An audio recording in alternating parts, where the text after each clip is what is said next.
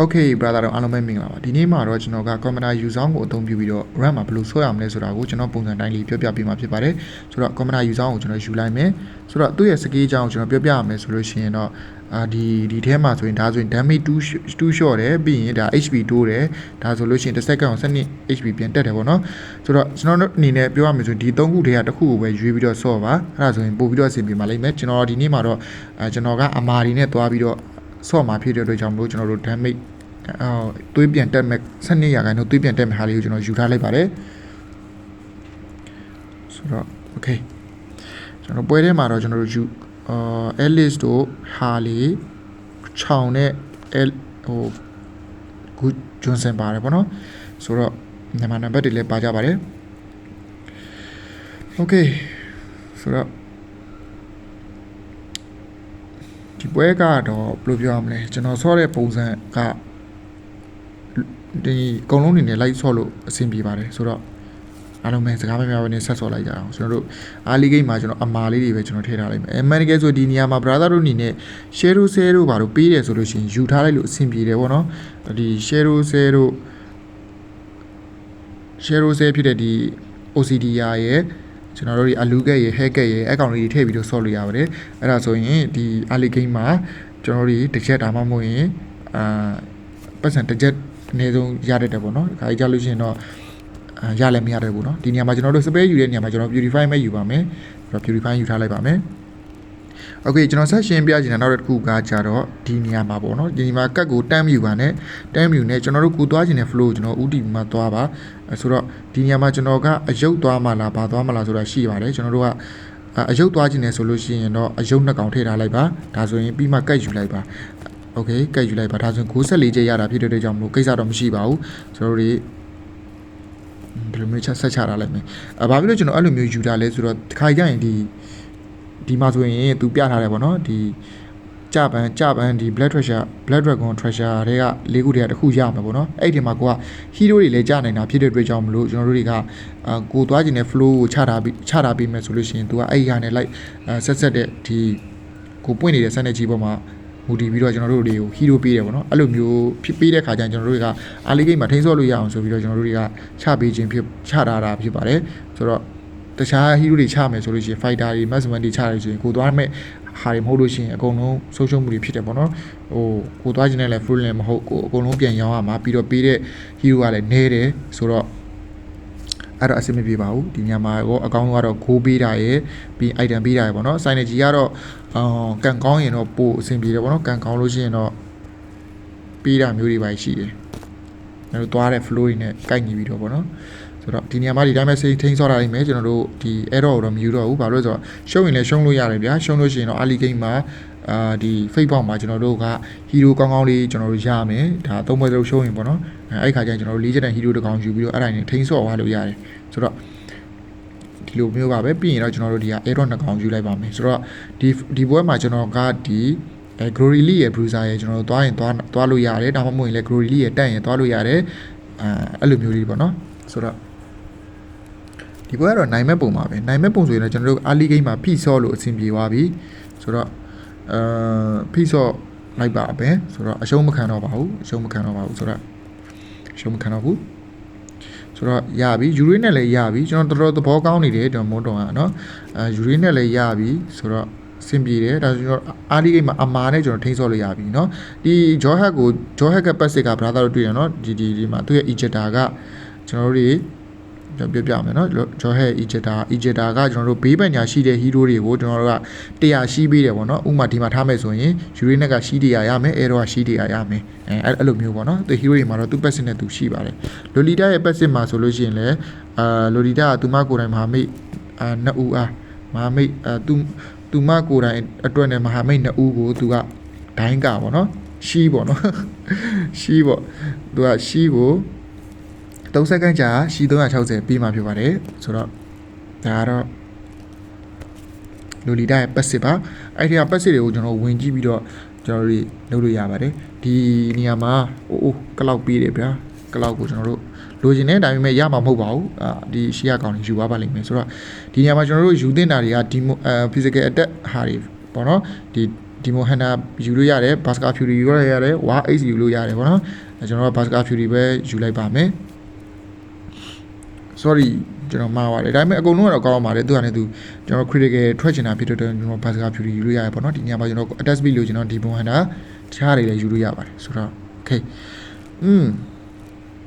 ကျွန်တော်မှားပါတယ်ပေါ့နော်အမှန်တကယ် jaw head ကိုအရင်ဆက်လိုက်ရမှာ jaw head အရင်ဆက်လို့ရှိရင်တော့လက်သီးမဟုတ်အယုတ် blazing ထားမှာပေါ့နော်ဒါပေမဲ့ကျွန်တော်မှားပါတယ်စိတ်မကောင်းပါဘူးဆိုတော့ဒီညမှာခရမ်းရောက်ကက်ဆိုတော့ကျွန်တော်တွေကဂိုကက်ကျွန်တော်ယူဆောင်ကက်ယူထားတဲ့အတွက်ကြောင့်ဂိုကက်ရမယ်ပေါ့နော်ခရမ်းရောက်ကက်ဖြစ်တဲ့အတွက်ကြောင့်မလို့ကျွန်တော်တို့နှစ်ဆင့်မြင့်မှာဖြစ်တော့ဂိုကက်ရဲ့ blood dragon treasure တခုရမယ်အဲ့ဒီနေရာမှာကျွန်တော်တို့ကmagic crystal လည်းရနိုင်တယ် hero လည်းရနိုင်တယ်ဒါမှမဟုတ်ရင်လည်းဒီ go ရနိုင်တယ်အများစုကတော့ကျွန်တော်တို့ go ပေးတာတွေကများတယ်go ဆက်လီချက်ပေးတာတွေများတယ် item နဲ့ go နဲ့ပေးတာများတယ်ဒီ hero ပေးတာနဲ့ဒီ magic crystal ပေးတာတော့ percentage တော်တော်လေးတော့နည်းပါတယ်ကျွန်တော်ဆော့ကြည့်ရသလောက်ပေါ့နော်ဆိုတော့ကျွန်တော်တို့ဒီအချိန်မှာ on fire ဖြစ်နေပါပြီအားလုံးကတသားရပါပဲဆိုတော့ level 6ကိုကျွန်တော်တို့ကောက်တင်လိုက်မယ်ပြီးရင်ကျွန်တော်တို့တွေကဒီမှာဘာတွေတွေ့လဲဘာတွေတွေ့တဲ့ဟာတွေလည်းကျွန်တော်ထိဆော့လို့ရတယ်ဆိုတော့ruby ထည့်ထားတာဖြစ်တဲ့အတွက်ကြောင့်မလို့ကျွန်တော်တို့ experience ကိုတစ်ကောင်လေးထည့်လိုက်မယ် experience တစ်ကောင်လောက်ထည့်လိုက်မယ်ပေါ့နော်ဒီအချိန်မှာ experience ပွင့်ပါမယ်ကျွန်တော်တို့ go ကိုတော့ရရင်ရနိုင်တဲ့လောက်စုမယ် early game မှာတော့ပတ်စံလုံးဝမသုံးဘူးပေါ့နော် level 10တဲ့နေရာမှာပဲသုံးမယ်ဒီနေရာမှာကျွန်တော်တို့ level 9 level 8 level 9အဲ့လောက်ထိရောက်မှကျွန်တော်တို့အလုပ်လုပ်ကြရမှာပေါ့နော် level 8ကတော့ကျွန်တော်အနေနဲ့ပြောရမယ်ဆိုရင်တော့တိတ်တော့အလုပ်လုပ်ရတာတိတ်တော့အဆင်မပြေသေးဘူးကျွန်တော် level 9ရောက်မှပဲကျွန်တော်ကိုလိုချင်တဲ့ hero တွေကရမှာပေါ့နော်ဆိုတော့ဒါတော့ commander Johnson နဲ့တွေ့နေတာဖြစ်ပါတယ်ကျွန်တော်တို့ early game မှာတော့ကျွန်တော်တို့ဘာမှပြောကြမရှိဘူးကျွန်တော်တို့အမာဖြစ်တဲ့အတွက်ကြောင့်မလို့တွေးသမျှကောင်တွေရိုက်ခွဲလိုက်ရုံပဲတော်တော်များများတော့ကျွန်တော်တို့ကြောက်စရာမလိုဘူး early game ကတော့တာတယ်ကျွန်တော်တို့ go get တွေလည်းရမှာဖြစ်တဲ့အတွက်ကြောင့်မလို့ early game ကတော့တာတယ်ပေါ့နော် okay ပွဲတိုင်းတော့နိုင်နေတယ်အဆင်ပြေနေတော့မယ်ဆိုတော့2 star လေးရအောင်ကျွန်တော်တို့တွေက fanny နဲ့ကောင်းဝယ်ထားလိုက်မယ်ဒီနေရာမှာကျွန်တော်တို့ magic crystal ကတ်ပေးပြီပေါ့နော်ကတ်ပေးပြီကျွန်တော်တို့ဒီဘက်အချမ်းမှာရှိတဲ့ဒီကတ်ကတော့ဒီ premier client ဆိုတဲ့ကောင်လေးမဆိုးဘူးเนาะပြီးရင်ကျွန်တော်တို့ဒီဘက်မှာမဟာမိတ်စကေးသုံးလိုက်တိုင်း90ရာခိုင်နှုန်းမြန်မာမန်နာပြင်ရမှာပေါ့နော်အဲ့ဒါတွေကိုကျွန်တော်သိမကြိုက်ဘူးကျွန်တော်ချက်လေးလိုက်မယ်โอเคဒီနေရာမှာကဒီကောင်လေးမဆိုးဘူး commander level တုံးမြင့်တိုင်း25 EXP ရမယ်အဲ့ကောင်လေးမဆိုးဘူးကျွန်တော်တို့အဲ့ကောင်ကိုကျွန်တော်ယူမယ်ပေါ့နော်ဒီကောင်တော့ကျွန်တော်မယူတော့ဘူးဆိုတော့ blood dragon treasure က94ချက်ပေးတယ်ပေါ့နော်ဆိုတော့အဆင်ပြေတယ်โอเคဒီမှာလေး barrel လေးပေးတယ်ကျွန်တော်တို့ထိန်း early game မှာထိန်းဆော့ဖို့အတွက်ဆိုရင်ဒီကောင်လေးတွေကိုကျွန်တော်တို့ယူထားလို့အဆင်ပြေတယ်ပေါ့နော်ဆိုတော့ကျွန်တော်တို့ယူထားလိုက်မယ်ဒီညမှာကျွန်တော်တို့ကဒီ C habit ကိုပဲကျွန်တော်တို့ယူထားလိုက်မယ်เนาะ C habit ကိုပဲကျွန်တော်ယူထားလိုက်မယ်โอเคစင်ပြနေတော့မှာပဲဆိုတော့ကျွန်တော်တို့ twine နဲ့လည်းကျွန်တော်တို့ early game မှာထိန်းဆော့ပါလို့ရတယ်ကျွန်တော်တို့လိုချင်တဲ့ flow မရောက်သေးပြီပေါ့နော် twine နဲ့ထိန်းဆော့ထားလို့ရတယ်ကျွန်တော်တို့လောဆယ်ဒီလိုမျိုးသွားထားလိုက်မယ်ပေါ့နော်ဆိုတော့ကျွန်တော်တို့အယုတ်၄កောင်သွားလိုက်မယ်ဗျာအယုတ်၄កောင်သွားလိုက်မယ်barrel မှာကျွန်တော်တို့ item လေးတွေထည့်ထားပေးလိုက်မယ် C habit လေးနဲ့ okay ဒီလိုမျိုးလေးအထိန်းဆော့မယ် barrel ကိုဘေးမှာထားထားလိုက်မယ်เนาะဒီက joy အလဲမှာဖြစ်တဲ့အတွက်ကြောင့်မလို့ရှီရရမယ်ပေါ့နော်ပြီးတော့လည်းကျွန်တော်က drunlet လည်းပွင့်ထားတာဖြစ်တဲ့အတွက်ကြောင့်မလို့ရှီရနည်းနည်းပိုရလိမ့်မယ်โอเคဒါတော့ထိန်းဆော့တာဖြစ်တဲ့အတွက်ကြောင့်မလို့ရှုပ်နိုင်ပါဖြစ်ပါဦးကျွန်တော်တို့တွေကဘယ်ချိန်ကြရမှလှုပ်တာလဲဆိုတော့ဒီ level 8 level 9ရောက်မှပဲကျွန်တော်တို့အလုပ်လုပ်မှာဖြစ်ပါတယ်အားလေးကိမရှုံးတာဘာမှမကြောက်ပါနဲ့ရှုံးမှလည်းမဟုတ်ပါဘူးဒီပုံစံနေထားနေဆိုရင်တော့ကျွန်တော်တို့ကပွဲတိုင်းတာနေမှာဖြစ်ပါတယ်โ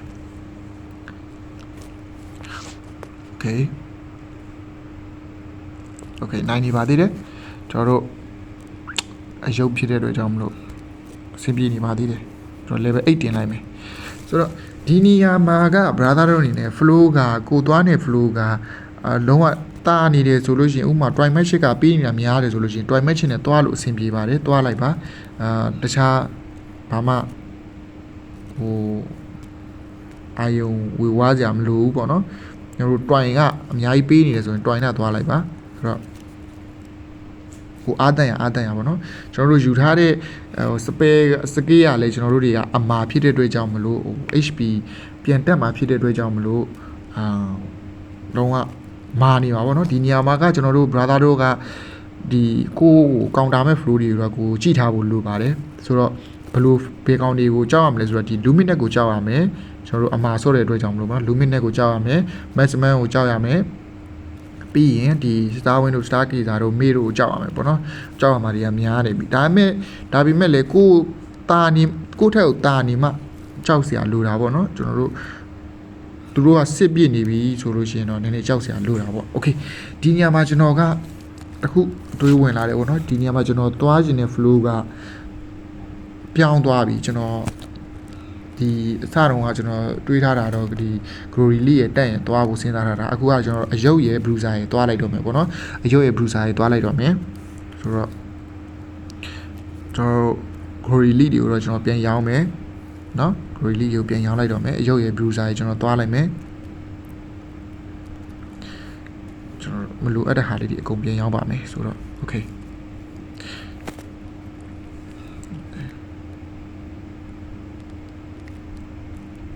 ပေးတဲ့ hero တွေကလုံးဝအတာနေတော့ကျွန်တော်တို့သွားထားရတာအဆင်ပြေတယ်ပေါ့နော်ကျွန်တော်တို့သွားတာနဲ့လေ quality ဖြစ်နေတဲ့ပြည်တွေကြောင့်မလို့ဒီနေ့ flow ကတော့ဒီအယုတ်ရဲ့ bruiser ဖြစ်သွားပြီပေါ့နော်ဆိုတော့ပွဲလေးကိုဆက်ပြီးတော့ကစားလိုက်ကြရအောင်ခွနီဘီယာလေးရထားတယ်ဘာရက်လေးရထားတယ်အဆင်ပြေတယ်လေးချက်တန်းကြီးအဲ့နှစ်ကောင်ကိုကျွန်တော်တို့အထောင်ဆော့မှာဖြစ်ပါတယ် okay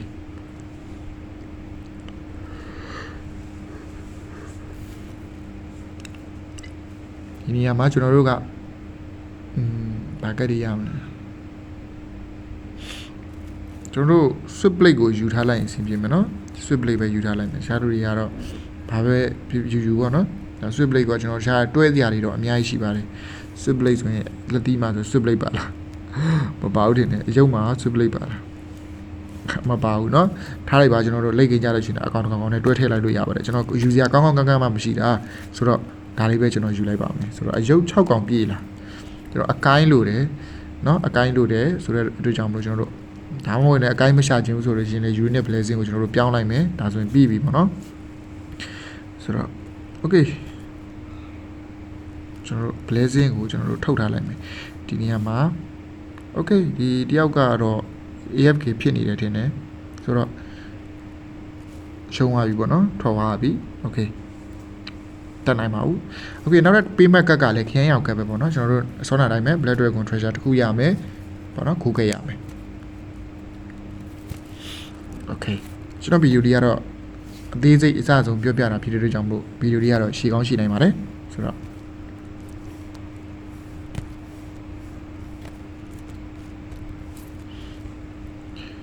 okay ဒီမှာကျွန်တော်တို့က level 9ကိုတင်ထားလိုက်မယ်ဗျာ level 9ရောက်ပြီဆိုတော့ကိုကလှုပ်ချင်တာလှုပ်လို့ရပြီဆိုတော့အေးဆေးပဲဗျာယူရင်းနဲ့ကိုကျွန်တော်3 star စုချင်တယ်စုလို့ရရနော်3 star စုမယ်ဆိုလို့ရှိရင်တော့သူလောက်ခိုင်းထားတဲ့ machine ဒီထဲမှာပြည့်တဲ့ပုံစံဖြစ်တာပေါ့နော်ဒီကျွန်တော်တို့3 star တော်တော်များများကဒီတောက်နေတဲ့ပုံစံပေါ့နော်ဒီမှာဆိုရင်ဒီမှာအယုတ်လက်လုံနေတဲ့ပုံစံတို့ဒီအောက်မှာ KOL လည်နေတဲ့ပုံစံတို့အဲ့လိုမျိုးဟာတွေပွင့်ဖို့ဆိုလို့ရှိရင်တော့ဒီ3 star hero တွေစုလိုပါတယ်တစ်ချက်တန်ပဲဖြစ်နှစ်ချက်တန်ပဲဖြစ်သုံးချက်တန်ပဲဖြစ်3 star hero စုလို့ရှိရင်တော့ပွင့်ပါတယ်ကျွန်တော်တို့စုရခတ်တဲ့ဟာတွေဆိုရင်အများဆုံးဖြစ်တဲ့ဒီ late game မှာပေါ့နော် late game မှာဆိုလို့ရှိရင်ကျွန်တော်တို့တစ်ချက်တန်နှစ်ချက်တန်တွေကို one star နဲ့ပဲကျွန်တော်ထိန်းဆော့တာများကြပါတယ်အဲ့ဒီခါကျရင်ကျွန်တော်တို့တွေကအဲ့ဒီ sign တွေကြီးရမှာပွင့်ဘူးဗျာအဲ့ဒီတွေကဒီလိုအယုတ်လေးတွေပါလေးတွေကမပွင့်ဘူးသူက3 star ဆိုမှသူကပွင့်တာအဲ့တော့မှသူတို့ရဲ့ machine တွေကပြည့်တာပေါ့နော်ဒါကတော့ဖက်တယ်ကျွန်တော်သွားနေတဲ့ set တော့မဆိုင်ပါဘူးကျွန်တော်ဒီတိုင်းလမ်းကြုံလို့ရှင်းပြတာဖြစ်ပါတယ်ဆိုတော့ကဲရောက်ပြီ level 9ကိုရောက်ပြီပေါ့နော်ဆိုတော့ဒီညမှာ item ပေးတာကြီးပဲပြီးတော့တယ် okay တိတ်ပြီးတော့အချိန်ကြီးတော့တိတ်မလှဘူးပေါ့နော်ဆိုတော့ကျွန်တော်ထားလိုက်ပါကျွန်တော်တို့ဒီဘက် defend ဒီ dominate အိုက်တို့ဒီ blade armor တို့ပေးတဲ့ကောင်ကျွန်တော်တို့လှည့်လိုက်မယ်ဒီသမောသမားတွေအကောင်ကကျွန်တော်တို့ metro 0တို့ဒီenergy အများကြီးသုံးတဲ့သူတွေဆိုရင်အဆင်ပြေတယ်သူက1 energy ပွင့်ရင်1 go ရတယ်ပေါ့နော်ဟို metro သွားရတဲ့သူဆိုရင်တပွဲကို10ချက်9ချက်လောက်အနည်းဆုံးရတယ်ပေါ့နော် okay ဆိုတော့ကျွန်တော်မာရှာကက်ရတယ်မာရှာကက်ကတော့ကျွန်တော်တို့သွားနေတဲ့ flow နဲ့တော့နည်းနည်းလိုက်ဖက်တယ်ဆိုတော့ဘယ်လိုမျိုးလဲဆိုတော့သူကhero ရဲ့ HP 50အောက်ရောက်ပြီဆိုတာနဲ့ attack speed 160ကို5 second ကြာတိုးမြင့်ပေးတာเนาะဆိုတော့မဆိုအဲ့ကောင်လေးကအစင်တော့ပြေတယ်ဒီမှာချင်း Granger ရဲ့ကလောက်ရဲ့နှကောင်စလုံးပေးတာကျွန်တော်တို့သဘောတွေကောင်းနေတာ ဆိုတော့ကျွန်တော်တို့အနေနဲ့ဒီဘက်ကမာရှာကောက်ပဲကျွန်တော်တို့ယူလိုက်တယ်။ Okay ကျွန်တော်တို့ Magic Crystal ပေးတယ်။ Magic Crystal ကကျွန်တော်တို့ဒီက Star Wing ရယ် Stargazer ရယ် Luminous ရယ်ပေးရပေါ့နော်။ဆိုတော့ကျွန်တော်တို့ဒီနေရာမှာတော့ Star Wing ပဲယူလိုက်ပါမယ်။ဘာလို့ဆိုတော့ Battery နဲ့တွဲလို့ရတာဖြစ်တဲ့အတွက်ကြောင့်မလို့ပါကျွန်တော်တို့အဲဆိုကျွန်တော်တို့Star Wing ကိုယူလိုက်မယ်။ပြီးရင်ဒီနေရာမှာကျွန်တော်တို့ကရေခဲတာလေးကိုကျွန်တော်တို့ယူထားလိုက်မယ်။ Okay ပြီးရင်ကျွန်တော်တို့ Golden Stat လေးကိုကျွန်တော်ယူလိုက်မယ်။ Okay ဒီလိုလေးရပြီ။ဆိုတော့ကျွန်တော်တို့အကိုင်းကိုရပြီဖြစ်တဲ့အတွက်ကြောင့်မလို့ဒီလိုမျိုးလေးခဏသုံးထားမယ်ပေါ့နော်။ Okay ကျွန်တော်ဂိမ်းလေးကိုဒီတိုင်းလေးပဲထိန်းစော်ထားအောင်မယ်။ level 9ရောက်ပြီဖြစ်တဲ့အတွက်ကြောင့်မလို့ကျွန်တော်တို့ hero ကရှားရတော့မယ်။ hero မရှာရင်ကိုယ့်ကိုလာပြီးတော့ဖိမဲ့လူတွေကများလာပြီပေါ့နော်။ဆိုတော့ဒီနေရာမှာကျွန်တော်တို့ hero ရှားမှာဖြစ်ပါတယ်။ရှားမဲ့ hero တွေကတော့ကျွန်တော်အခုသွားနေတဲ့ row ရတော့ကျွန်တော်တို့တွေဘာရက်ရှားရမယ်ပြီးရင် Guinevere ရှားရမယ်ဒီကောင်တွေရှားရမယ်ပေါ့နော်ဘာရက် Guinevere ဦးစားပေးပြီးရှားရမယ် Okay ကျွန်တော်တို့ဆက်ပြီးရှားလိုက်ကြရအောင်နောက်တစ်ခု brother တို့တွေးလို့ရတာတစ်ခုရှိသေးတယ်ဘာလို့လဲဆိုတော့ကျွန်တော်တို့ကဒီမှာဒီကက်ရထားတာဗျာဒီကက်ရထားတာဖြစ်တဲ့အတွက်ကြောင့်မလို့ကျွန်တော်တို့ level 10တင်ပြီးတော့သွားလို့ရတယ်ဘာဖြစ်လို့လဲဆိုတော့ကျွန်တော်တို့ကဒီမှာဆိုရင်တွေးရမလျော့ဘူးအပေါ်က1 2နေရာမှာချိတ်နေတာဖြစ်တဲ့အတွက်ကြောင့်မလို့ကျွန်တော်တို့တွေကတွေးရရော့ဘူးအဲ့အတွက်ကြောင့်မလို့ကျွန်တော်တို့တွေ capacity ရကောင်ရချင်မှလည်းရတယ်မယ်အဲ့အတွက်ကြောင့်မလို့ကျွန်တော်တို့တွေ capacity ရှာခြင်းရှာလို့ရတယ်ပေါ့နော် capacity လိုချင်ယူလို့ရတယ်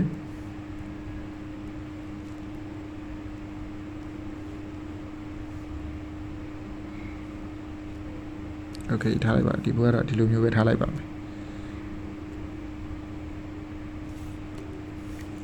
Okay ဒီဘွဲရှုံးလဲဘာမှမဖြစ်ဘူးเนาะရှုံးလဲဘာမှမဖြစ်သေးဘူးကျွန်တော်တို့ကဒီမှာကျွန်တော်တို့သွားမဲ့ Guinevere က10កောင်ကျန်သေးတယ်ပြီးတော့ Barret ကလည်း73កောင်ကျန်သေးတယ်ကျွန်တော်စီမှာတစ်កောင်ရှိတာဘယ်သူမှမယူသေးဘူးဆိုတော့နောက်ပွဲကျရင်ကျွန်တော်တို့ဆက်သွားကြမယ်ဆက်ရှာကြမယ်ပေါ့เนาะရှုံးလဲဘာမှမဖြစ်ဘူးဒီကိုကပတ်စံလည်းအများကြီးရှိတယ် level 10လည်းတင်ပြီးတော့ရှာလို့ရတာဖြစ်လို့ကြောင့်မလို့ AC ပဲဗျာဒီမှာကျွန်တော် level 10တင်လိုက်တော့မယ်ဗျာ level 10တင်ပြီးတော့ကျွန်တော်တို့ဘာဆက်လုပ်မလဲဆိုတော့ဒီမှာလက်သီးကိုချမယ် bruiser ကိုကျွန်တော်ချမယ်ပြီးတော့မလိုအပ်တဲ့ကောင်တွေကျွန်တော်တို့ထုတ်မယ်ပေါ့နော်မလိုအပ်တဲ့ကောင်တွေကျွန်တော်ထုတ်မယ်ဆိုတော့ကျွန်တော်တို့ blazing မရသေးတာဆိုတာပေါ့နော် blazing ကမရသေးဘူးကျွန်တော်လက်သီးရဲ့အယုတ်ရဲ့မှာဘယ်ကောင်ရှိလဲဆိုတော့ဒီ jaw hat မှာရှိတယ် jaw hat ကိုကျွန်တော်တို့ blazing ပေးလိုက်ခြင်းလဲပေးလိုက်လို့ရတယ်မပေးခြင်းသေးမနဲ့ထားလို့ရတယ်ပေါ့နော်ကျွန်တော်တို့ barret ကိုလည်းအထောင်လေးဆော့ကြည့်အောင် barret ကိုလည်းအထောင်လေးဆော့ကြည့်မယ် okay level 10ရောက်နေပြီဖြစ်တဲ့အတွက်ကြောင့်မလို့ကျွန်တော်တို့တွေက9ချက်တန် hero တွေ4ချက်တန် hero တွေအများဆုံးရမှာဖြစ်ပါတယ်ဆိုတော့ဒီနေရာမှာ4ချက်တန် hero က35ရာခိုင်နှုန်း9ချက်တန် hero က25ရာခိုင်နှုန်း okay ကျွန်တော်တို့ easy ပဲရှာလို့ရပြီဒီဘက်ကနိုင်ရင်လဲနိုင်သွားတတ်တယ်ပေါ့နော်နိုင်ပါပြီ okay ကျွန်တော်1 star လေးနေနဲ့ပဲကျွန်တော်တို့နိုင်လာတာဖြစ်ပါတယ်ဆိုတော့ဆက်ပြီးတော့ကျွန်တော်တို့ဒီ hero ရှာမှရတော့မယ် hero မရှာဘူးဆိုရင်တော့ကြောင်ပြောက်သွားလိမ့်မယ်ဆိုတော့ဒီနေရာမှာ capacity လွတ်နေရင်တော့ယူမလွတ်ရင်တော့ star win ယူပါနော်မလွတ်ပါဘူးကျွန်တော် star win ယူလိုက်ပါမယ် star win တစ်ခုရှိပြီဒေတာဖြစ်တဲ့အတွက်ကြောင့်မလို့ပါ okay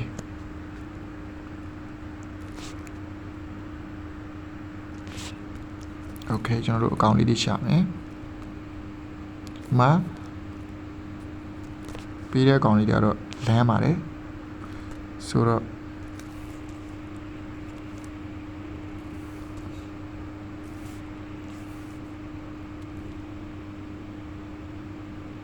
star win တစ်ကောင်လောက်ရှိရင်ထည့်ဆော့လို့ရတယ်ဗျာဒီလား star win ၄ကောင်နဲ့လေ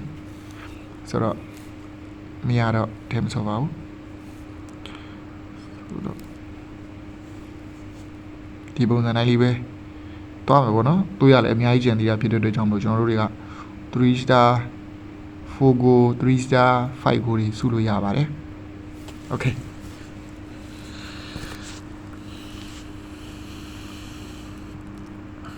ဒီဘွားတော့ရှုံးမှသိကြပါတယ်ဘာဖြစ်လို့လဲဆိုတော့ကျွန်တော်တို့က Metro ရဲ့ Bruiser ရဲ့ဖြစ်နေတာဖြစ်တဲ့ကြောင့်မလို့ပါကျွန်တော်တို့ Hero ကလည်းဒီ level 1လေးတွေပဲရှိတာဖြစ်တဲ့ကြောင့်မလို့တော့ဘလို့နေရှုံးပါတယ် Okay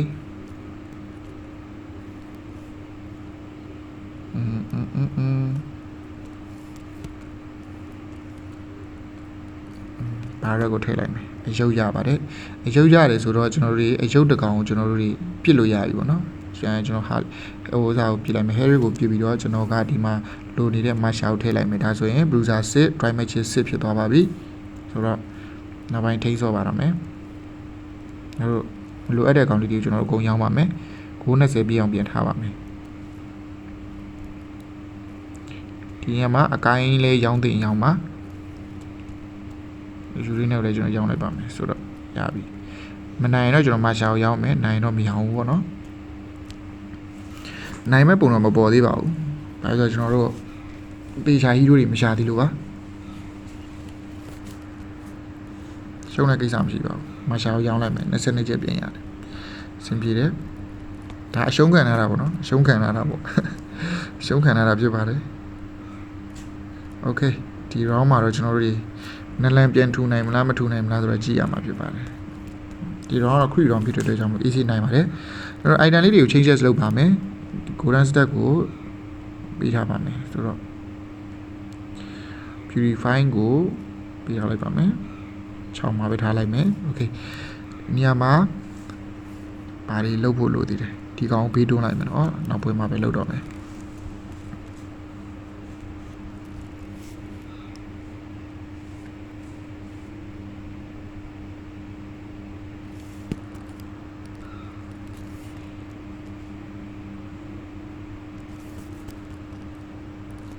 ဒီနေရာမှာကျွန်တော်ကတော့ဒီဂွနီဘီယာအတွက်ကျွန်တော်ဂွနီဘီယာအထောင်ထားပြီးဆွဲမှာဖြစ်တဲ့တရားမှာဂွနီဘီယာအတွက်ဒီ item လေးယူတယ်ပြီးရင်ခြောင်အတွက်ဒီကောင်လေးယူတယ်ပေါ့နော်ဒါကတော့ခြောင်အတွက်တော့မဟုတ်ဘူးမဲ့တခြားနောက်ပိုင်းလက်ကိန်းမှာကျန်းလာမဲ့ကောင်လေးကိုကျွန်တော်ထည့်ပေးဖို့ပါโอเคကျွန်တော်တို့ခြောင်ကတော့ရပြီဆိုတော့ဒီကောင်ကိုဘေးတွန်းထားလိုက်ပြီးတော့ဒီလိုမျိုးသွားလိုက်မယ်နော်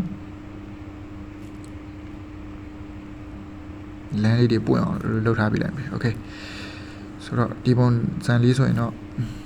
ဒီပွဲမရှုံးတော့ပါဘူးเนาะရှုံးရင်လည်းရှုံးသွားမှာပေါ့ဆိုတော့ရပြီကဲဒီညမှာကျွန်တော်တို့ကြောက်ရတဲ့ flow တွေနဲ့တွေ့နေရတာဖြစ်ပါတယ်ကျွန်တော်တို့ bruiser ရဲ့ metro ရဲ့ metro 8ရဲ့ bruiser ရဲ့ metro ကတော့9ပြည့်သွားမှာပဲသူကကျန်းမယ်လို့တော့ပြောထားတာဖြစ်တဲ့ကြောင့်မလို့တော့လောဆယ်8ပဲရှိသေးလို့ကျွန်တော်တိတ်တော့ကျန်းမှာမဟုတ်သေးပါဘူးဒါပေမဲ့လက်ကိန်းတော့ကျန်းလာမှာကျန်းလာနိုင်ပါတယ်ဆိုတော့โอเคစိတ်တော့မကောင်းပါဘူးကျန်းလာမယ့်အချိန်ကျမှသူထွက်သွားပါပြီဆိုတော့ဆက်ပြီးတော့သွားလိုက်ကြရအောင်ကျွန်တော်အကိုင်း3စားစုခြင်းစုလို့ရတယ်ဦးလက်ကတော့ကျွန်တော်ကိုနေပြရတယ်ဦးလက်ကိုကျွန်တော်ပြင်ရောင်းပါမယ်အရှာတဲ့โอเคကိုနေပြရโอเคဒီတိုင်းလေးသွားမယ်ပေါ့နော်ဒီညမှာကျွန်တော်တို့တခြားသူတွေရဲ့ flow ကိုချက်ကြည့်လိုက်မယ်သူက5ချက်တန်နေ4ချက်တန်နေသွားမဲ့သူတွေရှိလား Valentina 3 star ပြည့်တော့မယ်ဆိုတော့နည်းနည်းခြေနေရစိုးရင်စရာပဲဒီမှာဆိုရင်လဲကလောက်ကလာ3 star ပြည့်တော့မယ်ဆိုတော့ကျွန်တော်တို့ကလောက်ကိုရရင်ရတယ်လို့ဖြတ်ထားမှာဖြစ်ပါတယ်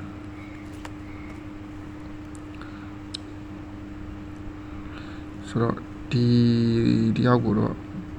ကျွန်တော်တို့နိုင်ပါမလားပေါ့နော်နည်းနည်းတော့စိုးရင်စရာရှိပါတယ်โอเคနိုင်ပါပါတယ်အဲ့ဆိုရင်ကျွန်တော်တို့အချိန်ကြီးကတော့လေးအဆင်ပြေနေတဲ့အထဲပါပြီပေါ့နော်ဗလန်တီးနာကတော့တည်တဲ့အတိုင်းပဲသူကလိတ်ဂိမ်းမှာသူကဖတ်ဆိုရင်အဲ့ဒါအကုန်လုံးရှော့အောင်ဆိုတော့ကျွန်တော်တို့ဆက်ရှာလိုက်ပါမယ်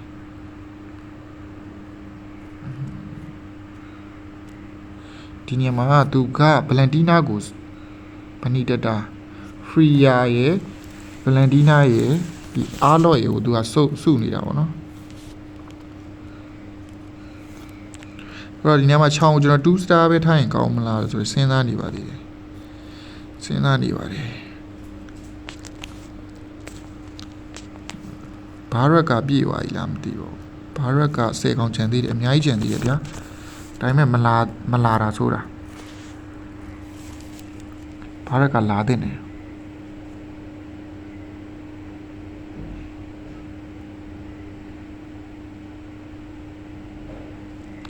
အဲ့လေးနဲ့တွေ့ရတာပဲနောက်ဆုံးမှာချောင်းပါနေတာဖြစ်တဲ့အတွက်ကြောင့်မလို့အကုန်လုံးတော့အသားရလေးကန်လို့ရတယ်ပြီးရင် bruiser effect လည်းရှိသေးတာဖြစ်တဲ့အတွက်ကြောင့်မလို့အကုန်လုံးနှီးပါကိုတော့နိုင်နေဗျာ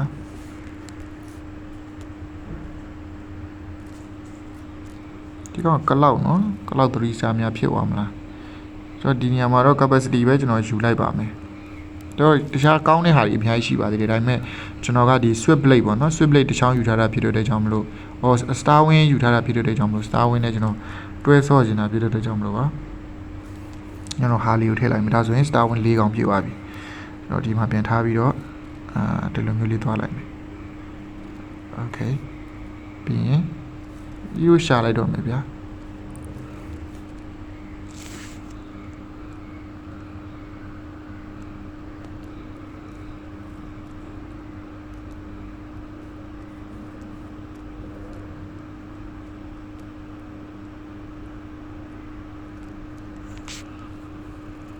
တို့တွေကဘာရ3 star ရဖို့တော့တော်တော်လေးတော့ကြိုးစားရအောင်မယ်အကိုင်းရမလားโอเคအကိုင်းရတယ်ဆိုအကိုင်းကိုထုတ်ပြီးတော့ကျွန်တော်တို့တွေက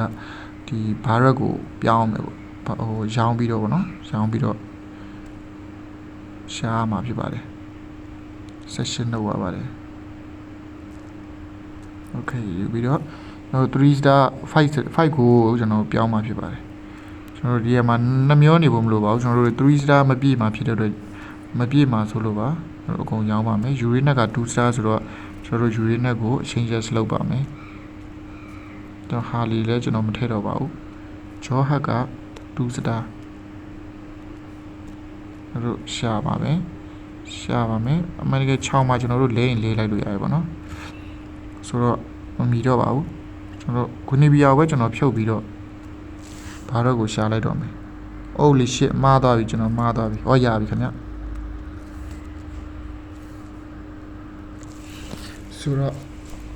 ဘာတော့3 star လဲရပြီ